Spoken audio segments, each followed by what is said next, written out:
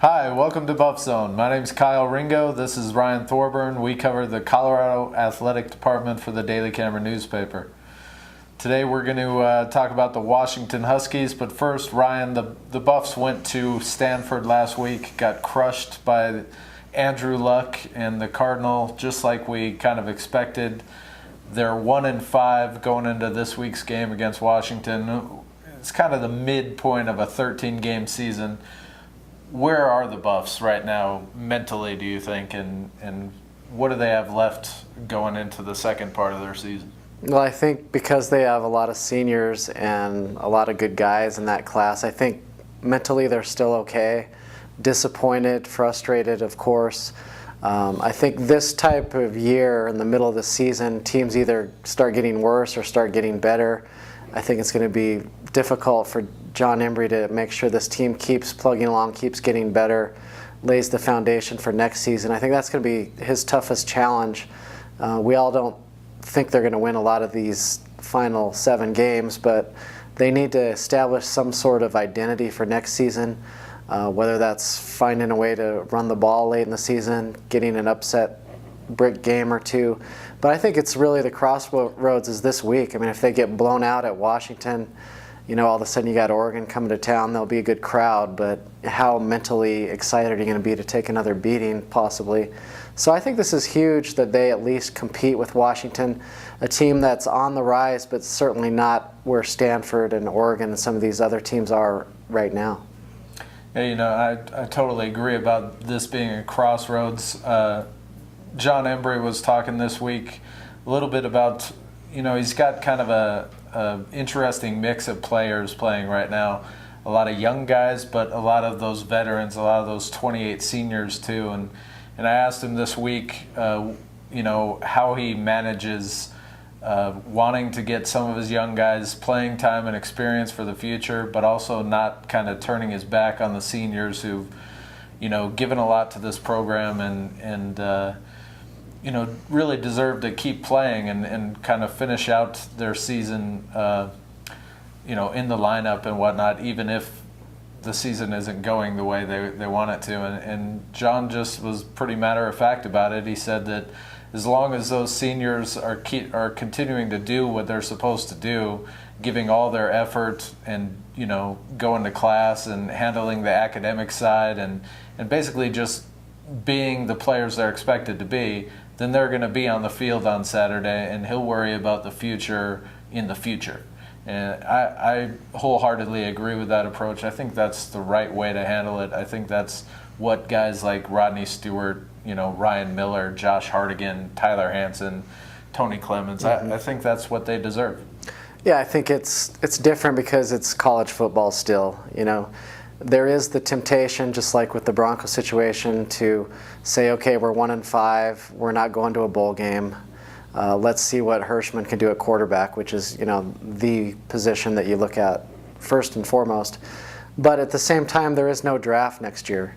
And Tyler Hansen has worked his you-know-what off to dedicate himself to being a Colorado Buffalo. So I think it's a different situation. I think they're going to let a guy like Tyler, I'm just using the quarterback as the example because it's the most obvious, but let a guy like Tyler play out the string and see if he can create some memories, and then see what Hirschman can do in spring football to get a jump ahead on the competition. But I personally, in a game like Stanford, and they did it a little bit, but I would play Tyler and your seniors until the game is out of hand, and then I would go ahead and put some of these guys in. I know it's a blowout situation, but put a Hirschman in and for the entire fourth quarter if it's out of hand. Save Tyler for the next week. See what he can do.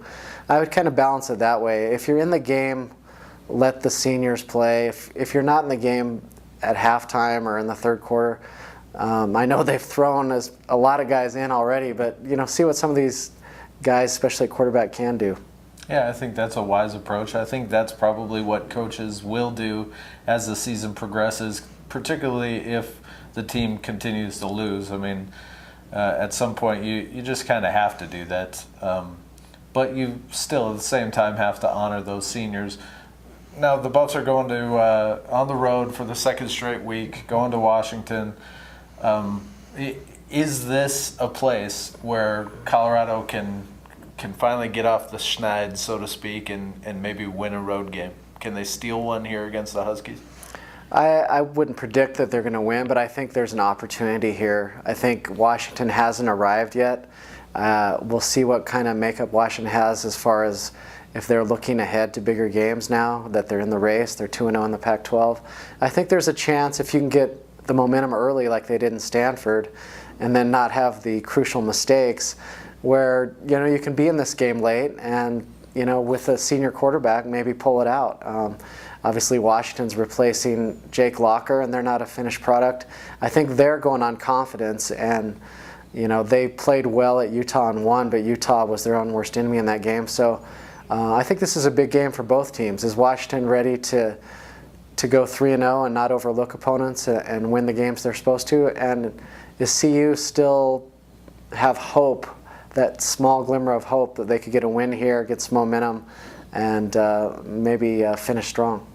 Yeah, I think in this game, one of the tests that I'd like to see the Buffs overcome or put to anyway is how they handle this road trip. Is there still a ton of fight in this team, like they claim there is? I mean, do they go out and prove that on Saturday and give themselves another chance to win a road game? I don't know that it'll happen. I tend to doubt it just based on the track record, but I definitely, at the beginning of the season when I looked at this game, this wasn't one of the games that I counted the Buffs out of, and I'm not ready to count them out now. This isn't going to Stanford, and it's not going to Ohio State even a depleted Ohio State. I agree with you. I think Washington still has something to prove here. They're not quite over the hump in my mind, although they're real close, and they're definitely much further along in the rebuilding process than John Embry and the Buffs are. And over time, I think, and John Embry talked about that this week, that this is a team in Washington that has gone through a lot of the same similar things that, trials and tribulations that the Buffs have, and Sarkisian has gotten them over it and built some confidence, got some talent into the program, and this is really what Embry's shooting for a few years down the line, is to be in a similar position as the Huskies are now. I think these programs have a lot in common. They were great in the 90s, national championship caliber here and there. And then they go through these dark spells. Washington was 0-12, before Sarkisian got there. I think it's encouraging for CU fans because Washington, was recruiting a lot of the same players that CU is recruiting, and CU actually flipped some of those players in the last recruiting cycle. And I think that's good news because this is only Sarkisian's third year, and they look like they're on track for a pretty decent bowl game. So maybe it's not the 5-year painful rebuilding process here that we think it's going to be now that we're living in 1-5. I think maybe in a couple of years things could be turned around dramatically. All right, so why prolong it anymore? What's going to happen Saturday? What do you envision?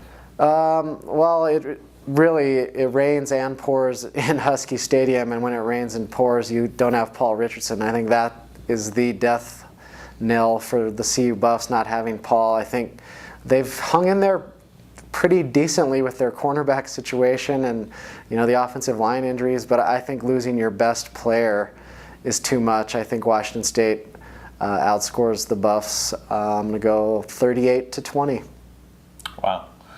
I agree with everything you say, but I just have this gut feeling that the Buffs are going to keep this one a little closer. They're going to, find a way to give themselves a chance to win in the fourth quarter. I still don't think that they're going to win. For some reason, they just can't quite get over that hump. But I'm anticipating a closer game than you expect, and I think a lot of people expect. And I think Washington will eke this one out the way Washington State did and Cal did against the Buffs. Another heartbreaker, I guess, is what I'm projecting. Yeah.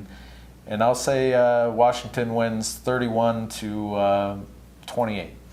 Yeah, you made a I guess, a sad point after John's press conference today that we don't even really bring up the road losing streak anymore. It's so played out, but it's still ongoing. So, anytime they do get that breakthrough win, it's a big story. So we'll see what happens. Yeah, it's the nation's longest losing streak in major college football. In the Football Bowl subdivision, no one has lost more road games than the Buffs, more consecutive road games.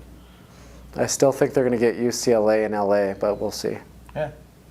That's next month. All right, so come back next week, and we'll look forward to the Oregon Ducks visiting Folsom Field.